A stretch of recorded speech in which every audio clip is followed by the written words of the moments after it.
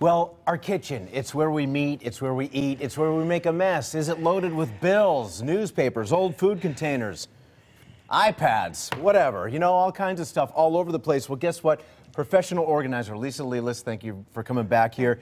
Does this remind you of your kitchen? It kind of does, you know, and here's the thing. Coupons, I try to clip them, but then a lot of them, if the ones I don't get used, I'm like, what, this thing's, I could carbon date this thing. I've got to, you know. Everything usually ends up in the kitchen because it's the most used room in the house. It's the hub of the household. Yeah. So whether you're gift wrapping or writing out a bill sometimes or kids doing homework, whatever, it usually happens right here in the kitchen. So here's the thing. We have a stopwatch. Our producer, Harris, gave me this to use in 5 minutes or less. Can we get this mess cleaned up? Let's try to get this sorted. All right. Do you need help from me, or am I just going to stand back and watch? I might need some help. Okay, because, you know, I'm here to help. I'm like the government. I'm here to help. Starting now. Right, How's we're going that? to go through 6 common mistakes people make. And number 1 is having too much clutter on the counter. So the first thing you want to do is gather. Actually, make it a point not to try to put paperwork in the kitchen. And if you it doesn't really belong there, does it? It does not belong there. So make that a paper-free zone. If by chance, so you want to sort. The key with mail is you want to go through it on a daily basis. I think those are the producer's unpaid bills, by the way. Just saying. Possibly. Maybe he'll want me to toss them. Maybe, yeah. All right, so if you absolutely must keep mail on the counter, or at least as a holding place for the time being because you're busy, what I would suggest is getting some kind of pretty container, yes. A mail container where you can drop the mail in on a daily basis. At least it's containerized.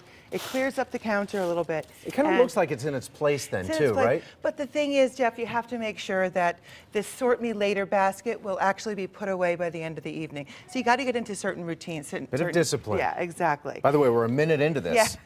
I'm sweating. You want to start streamlining your stuff. Yeah. I mean, like even just in a kitchen cabinet. I mean, this is just a sample, but people usually have a mixed array of all different types of mugs. Yeah. Start sorting through. Really, just keep a basic group of mugs.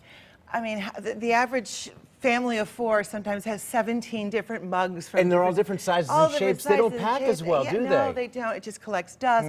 They're packed in there. There, I'm in pretty good shape. Yeah, that's good. We I'm want all right. We want to streamline your stuff. Okay. Rethink where you store things. Start thinking of the kitchen in zones, like your baking zone. So you would have, you know, your oven mitt probably next to, you know, a cabinet next to the, you know, where the or next to the oven. Yeah, that kind close of thing. by where you want to put use pots it, and pans near the stove top, things like that. I'm making you multitask. You're having to talk and do all this stuff at the same time. Put me to work if you need to. I was going to say, just like a lady, you know, doing so many things at once. The newspapers, make sure you only keep today's paper into the basket. Good point. And other than that, they go into the recycle bin. Good point. I was going to say not the trash, but the recycle bin, right? Homework. I know a lot of people with small kids. My kids still do their homework in the kitchen. Yeah. I'm making dinner. They're doing their homework.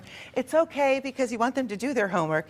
But a little tip is to have a portable paper bin for a school supply bin. Okay. So that all and one for each kid, maybe, or one for each whatever kid, works, right? Or if you have one for basic supplies, you know, where they have paper in here and calculator, dictionary, that kind of thing. So when they do their homework, they have everything stored here, and you can slide it away. I was a good kid. I just never brought my homework home. So you want to make sure everything's accessible. Like you don't want to go into the cabinet and have to pull out, we've got plenty of time, and have to pull out a measuring cup just to take out a mug, or, you know, remove the mixer to take out the mixing bowls. So you want to replace it. If things that you don't use very frequently should not be stored in the kitchen.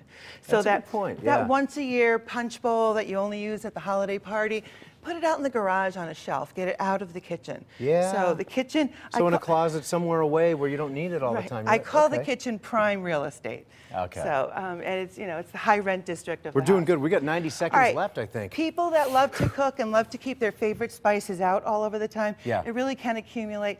The idea is we want to get the counters clear. So if you need to put your favorite spices, again, like we did with the mail, containerize. Yeah, a nice spice rack or whatever, but at least it looks like it's in its place. But your favorite spices can stay out, but, you know, put them off to the side near your cooking supplies. And then even as far as Now, here's the thing, by the way. So we're running out of time for TV purposes, even though we've got a minute left on the clock. So we haven't completely finished, but... All right, dry food, we want to get plastic containers so we can seal them, and we can put this away so we don't have any of these, the spillage, that kind of thing. And if the kid's third grade picture is up here and they're out of high school, big thing is let's get rid of the kitchen magnets. That's a huge mistake in people's houses. We have to get going. I'm sorry, but you know what? I made you work really hard, but... And I still have time left when you... You really do. Yes, technically, she has time left, even though we don't.